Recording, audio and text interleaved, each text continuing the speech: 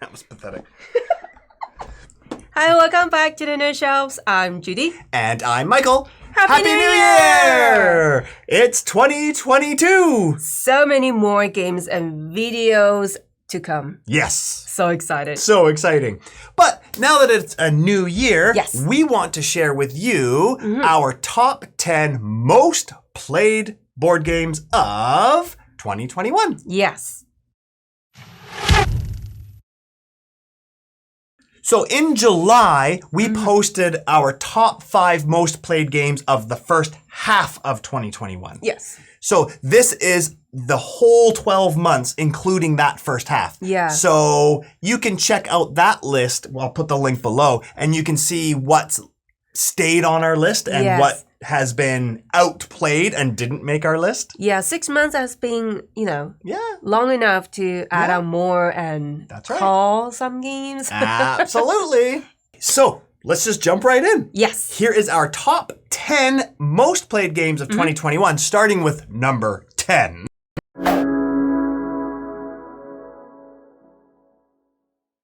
Viscounts of the West Kingdom. I'm so glad this is in top 10. Yeah, I love Shem Phillips games. me too. And I have to say, I think this is probably my favorite Shem Phillips game. It's hard for me to choose, so I cannot really give you one. No, fair enough. Fair enough. So many out there. Yeah, well, they're all great games, but this is one of my favorites. So this one's a little bit different than their other games because there's quite a bit more going on. Yes. But it is a deck building game, like a lot of the other games. Yes. But in this game, you are also moving your Viscount around the board, using your action, the little symbols on your Yeah. cards to do different actions depending where you are on the board. But what I love about this, in the middle, there's a castle, and you're trying to storm the castle by getting your meeples to go further and further up, which Yeah, is not just normal castle, right? There are 3 tiers. 3 different levels, and your meeples move around depending on how Yes. you put them up there. And yeah, it's really cool. But one mechanic I really love about this Yeah. game is when you play a card, it goes on your board. Yeah. When you play another card, the first card you played slides over, Yep. and then that goes down. So now you have 2 cards that you're counting the symbols on. Yeah. Your third card, everything slides down, and now you have 3 cards that you're counting symbols for. That is so When your fun. fourth card Yeah. comes down, that first card you played now falls off, may give you a bonus, but you always have 3 cards that are sliding down. And so you're building mini engines depending on what 3 cards are showing at any time. It's a really neat twist on the deck building. Yes, that's very typical Shem Phillips games, but this one is definitely very different. Absolutely, yeah. And I think all of his games they take a very basic mechanic and add a really cool twist on it. Yeah, I Right? do like that too. Yeah. So anyways, that's Viscounts. It's beautiful. There's a lot going on. It's really thinky. Yes. Point salad. It's kind of right up my alley. I love it.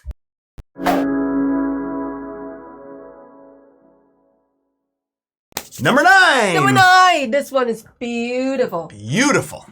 Sagrada! This is from Floodgate Games, and this everyone knows already, right? Dice drafting. Yep. And it's very colorful. You have your own board, and you look at the either number on the dice or the color. Yeah. And you follow the player board that you choose. But not just that, you can use the special gem. And to do different actions. It is so brain burning. It is. It's really cool. But also, if you don't use those gems, then you get points for them at the end of the game. Yeah. Yes, I tend to use it though because Of course, absolutely. Yes. But we actually we've played this a bit more because we also have one of the expansions that we received this year, which is the Great Facades, the Life expansion, and that just kind of we wanted to play it more because it just added a few little twists, new boards, and that expansion is very fun. I love it. Yeah, but this is probably one of the prettiest games on the table. I think so too. Yeah, it's really, really pretty. I'm sure a lot of people already play this game and also try different expansions. Yes, as I'll discuss. But it's just as good without the expansion. So absolutely, yes. I like having a bunch of different expansions, and it doesn't mean I always want to play with those expansions. You can just add a couple here and there just to add a few little twists, and yeah, it's great. That's Sagrada.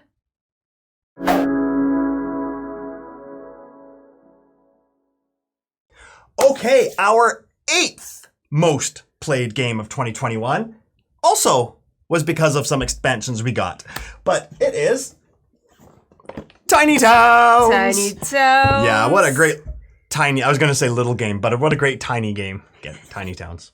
It's very big. Tiny games. Anyways, so we received a couple of expansions this year for this. What were they? So there's Fortune. Yep. There's Villagers. Villagers, yep. There's Tiny Tree. Yes. Tiny Trees. Tiny Trees, yes. And they are phenomenal. They are yeah, I love Again, this them. base game is already fantastic. Yep. But adding on those expansions, wow. Definitely, absolutely. Love it. So Tiny Towns is you have a board, a grid, and then you take cubes. Depending on, you can either flip a deck to decide what color you're going to choose, Yes. or there's a variant where each player can choose the master builder. But you're putting your cubes on your board in order to build different buildings based on the cards that come up for those buildings. Yes. And you have to, make the design. And then as you build that building, all the cubes are gone, and then one building replaces those cubes. Yes. So it's a pretty neat concept where, let's say a building needs 5 cubes. Yes. But then when you build it, all those 5 cubes are gone, and now it's just one building. So all of a sudden, more space opens up again. Yes. And every building scores in different ways, and it's very point salad-y. You're building your tiny town. You're building your tiny town, exactly. Yes. And the expansions just add some different variants. They've got some I like those woodland creatures that can help you, and you can hire them and things like that. Yes. I believe this is designed by Peter McPherson. Yes, it is. Yes. I love his game. Designed by Peter McPherson and published by AEG. Yes, wonderful. Check it out.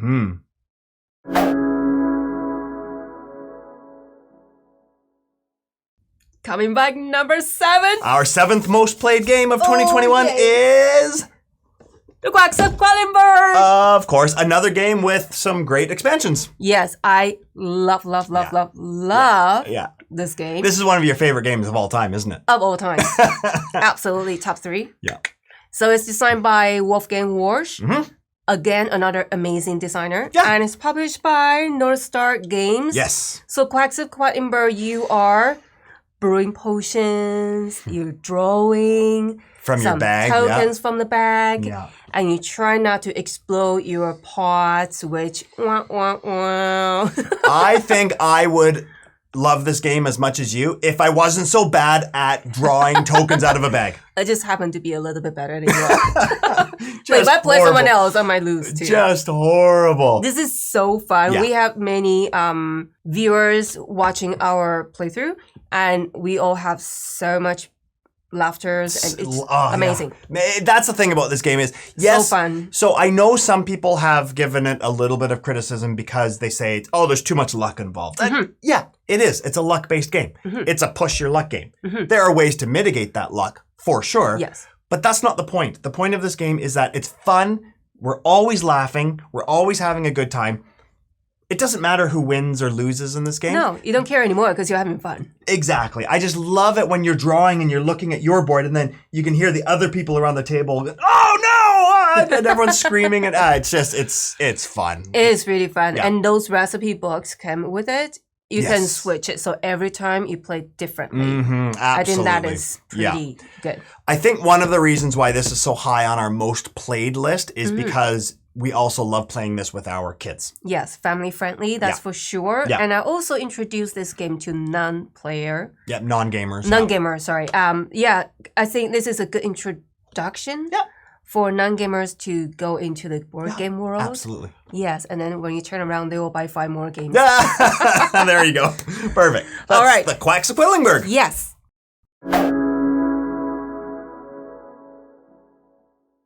Our 6th most played game is Tapestry. Tapestry. And of course, we play it with another expansion. Yes. The Plans Employees expansion. Yeah, so it is amazing. It is amazing. So this was designed by Jamie Stegmaier and published by Stonemaier Games. And like many Stonemaier games, the production quality of this game is incredible. Top notch. Top notch. It's just, it's a table hog for sure, but it has all of these miniatures. Yes. On all your buildings. All right? these buildings that go out on the board. But it's, a lot of people think it's a straight up civilization game, but it's not. It has a civilization element to it. But you have 4 different tracks, and your tracks are military and exploration and science and technology. And the civilization theme is in those tracks where as you progress on the tracks, they are evolving into more advanced civilizations. The para thing is pretty fun. It's really cool. So for example, your exploration starts with just exploring, and then you have boats, and then you have ships, and then you can go all the way up into space as you progress, things like that. But you also have a little sideboard where you're building your settlements and your towns for extra bonus resources, and there's all these cards that come in that break the game. And I mean, it took us, I think, a couple of plays to really get it. Yes, you kind of need to though, because at first when I played this game, it's a bit overwhelmed. So overwhelmed, I don't even know how to put the buildings. Yes. P.S. They're printed by the side of a box. You didn't know how to put them back in the box, yeah. I was just overwhelmed by everything. But as soon as you play more times, you get more familiar with what's going on. Because you're like several different games together, feels like. Mini games within games, absolutely, yes, but once you play more times and you're used to it and you know exactly what you're going to do and you can plan your strategy, that's when the fun really begins. Totally. And I also love that you get civilization cards. Yes. And they break the game for you. But it's really neat because yours is obviously different than mine. So it kind of forces you to change your strategy a little bit. Yes. If you try to fight it though, you won't win the game. That's right. You have to go with it. You really need to go with it. Yeah. Yes. I love this game. Yeah, I do too. It's challenging in a good way. Yeah, absolutely. It has that kick at the end of the game. You just want to go perfect. Yeah, but you definitely need to play it a couple of times, I think, before you really get into it. By the third and fourth time is when we really started saying, okay, let's play this again. Now I really get it. Yes. So, yeah. That is Tapestry. Tapestry.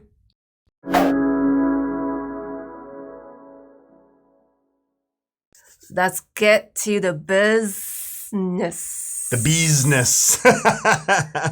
Honey Buzz! One of my favorite games. Yes. Yeah. Beautiful.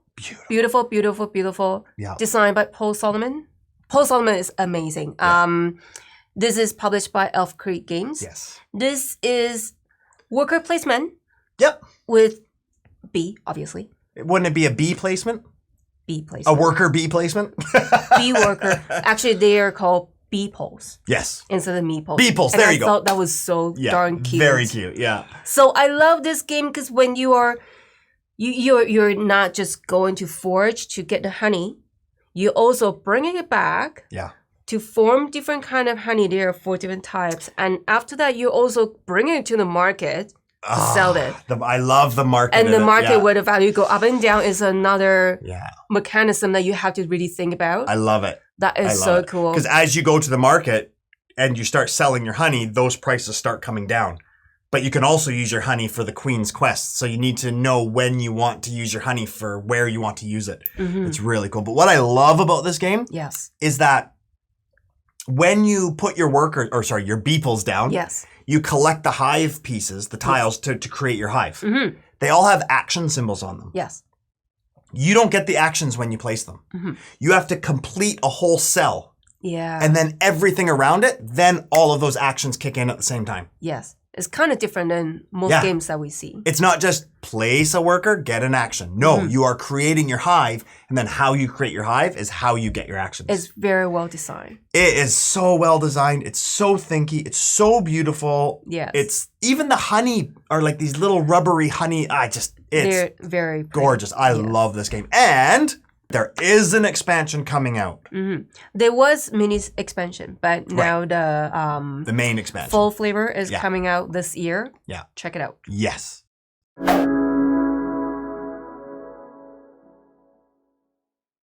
Brew! Not surprised at all. Not surprised at all. One of Judy's favorite game from 2021. Yes, from Pandasaurus Games. Yes. Thank you for introducing us this game. It is amazing. It is. And when I say it's your favorite game of 2021, I'm not saying I don't like it.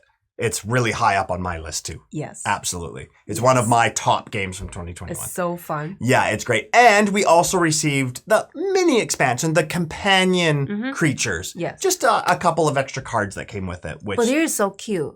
Sniff, Pickles. Yeah, and they're little hologram cards, and they're just so cute and love them. Yes. But Brew can be brutal. I knew you were going to say that. I say it every time we talk about it. Yes. It can be mean, and Judy is very good at being mean. I just happen to be good at burning your forest. Yes. And taking your forest. Oh, 100%. So what this game is you each roll your dice. Yep. You have your own dice pool, and it's a dice placement, and you're using those dice to either go into the village to do certain actions or gain resources, or put those dice on the forests. Now, depending on what actions and what resources you can do throughout the game, but the most important thing is when you're putting your dice on that forest, you're also trying to get the most of your dice on each forest to control it. Yes. And then at the end of the round, you get those forests in your realm. They give you points, but more importantly, you can also train critters. And those critters, you can release them.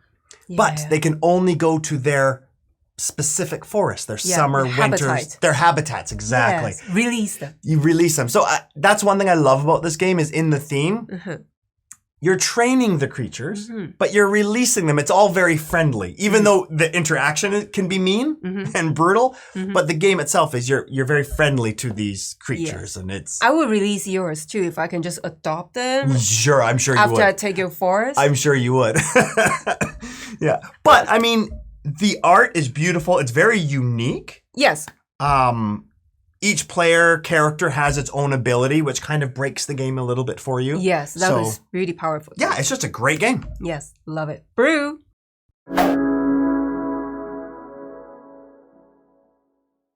Okay, top 3 games. Drum roll. Number 3.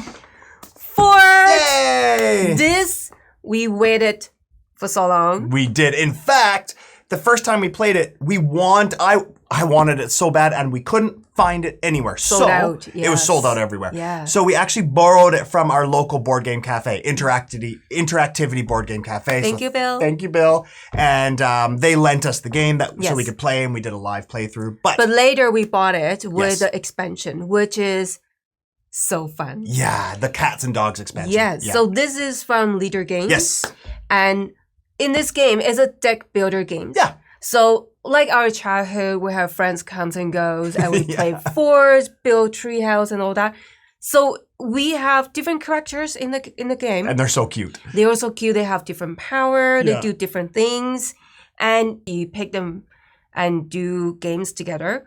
The ones that you don't pick, you leave at your front yard, and the opponent can steal your friend. Yeah. Again, like our childhood, your friend got stolen, become others' friend. Totally. It's a really cool mechanic that I've never really seen that before where except for your best friends. You have best friends that you start with. Yeah, they stay, They always stay with you. And the cards you use that turn stay with you. But any cards you don't use, go to your front yard, and guess what? They just hang out there, and then, hey, I know some other friend, and then now they're friends.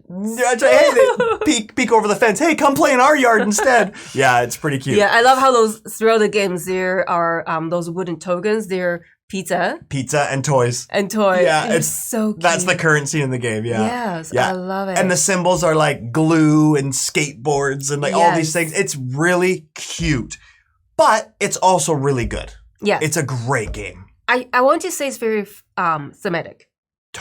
Absolutely. I didn't think it was going to be. Yeah. Like, I just thought it's cute. It's just about kids. But it is actually really thematic if you think about it. Yeah. Yes. And dual layered player boards. Oh, that's always a plus. Always a huge plus. Yeah. What a great game. We love it. We do. That's Fort.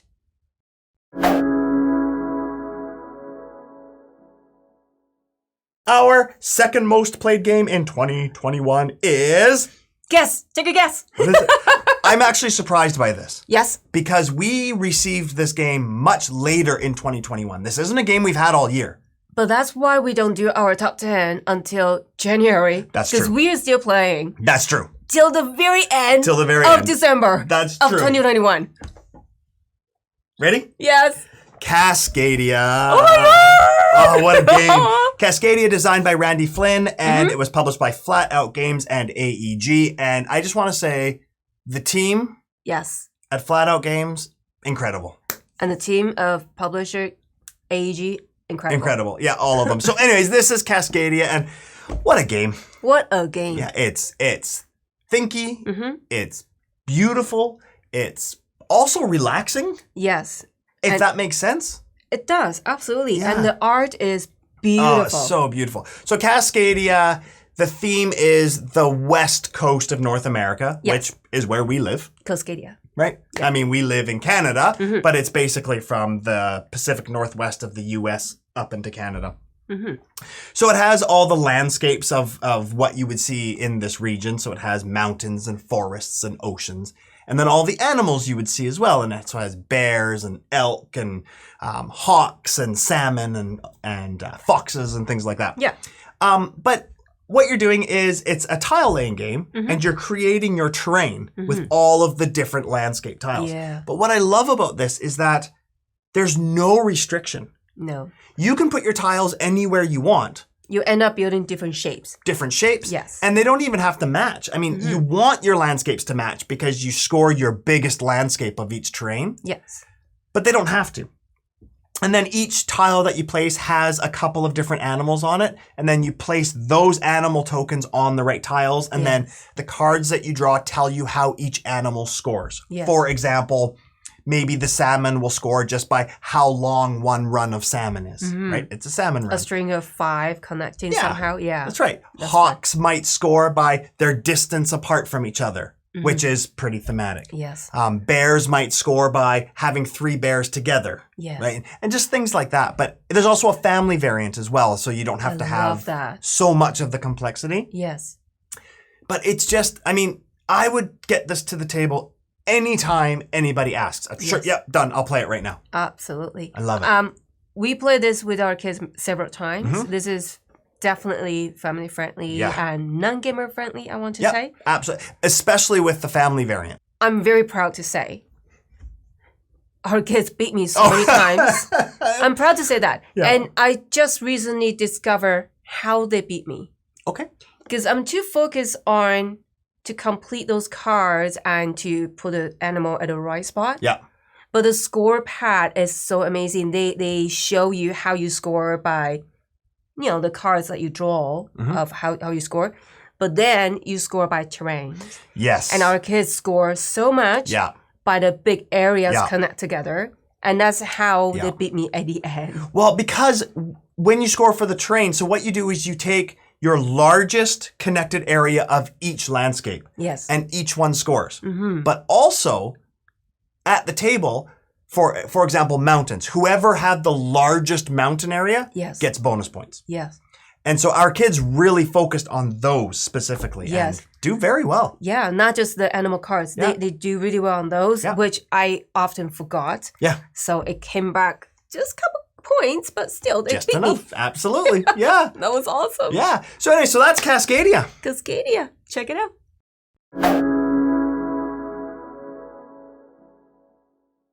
Our number 1 most played game in 2021 is It's gonna knock your socks off.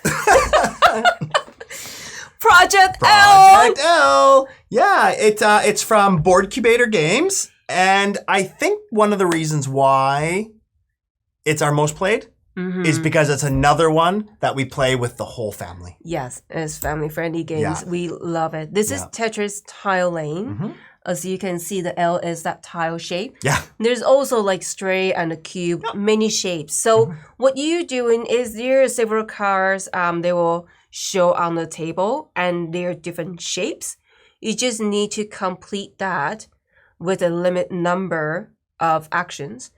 And you can also upgrade your tile Yep. to more advanced shape, which occupy bigger, Larger shapes with Yeah, bigger shapes and a things like that. huge Yeah. square. Yeah.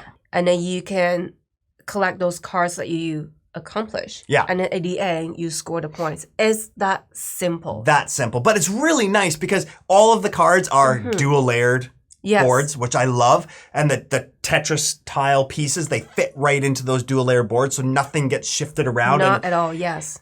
It's a simple game, but I just love the feeling of putting those tiles, those pieces into those boards and collecting. Yes. It's great, and the kids love it. It is so fun. Yeah. So easy. Yeah. They beat me often. Yeah. Also, I think another reason why this is probably one of our most played games is because it's quick. It plays very fast. Right? Yes. So when we sit down and play it, we won't play it once. We'll probably play it 2 or 3 times. Yes. Right. Or late at night, right before bed. Yeah. You want something quick? Sure. Absolutely a nice little filler. Yeah. Yes, that is wonderful. Yeah. And we love it. Yeah. We're so proud to say it's our top 1 2021. Yay! So that was our top 10 list of most played games in 2021. Yes, all the way till December 31st, midnight. Literally right to the end of December 31st. I think the last game we played was Cascadia. Yes. And we played that on New Year's Eve. Yes, it was so fun. Yeah. So good. Yeah, it was.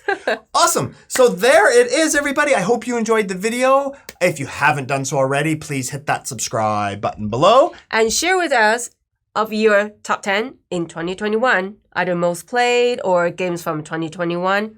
Bring it on. Let's talk about it. That's right. Put them in the comments and also hit that like button. Yes. Until next time, Go ahead and get another game off of your nerd shelves. take care. Bye.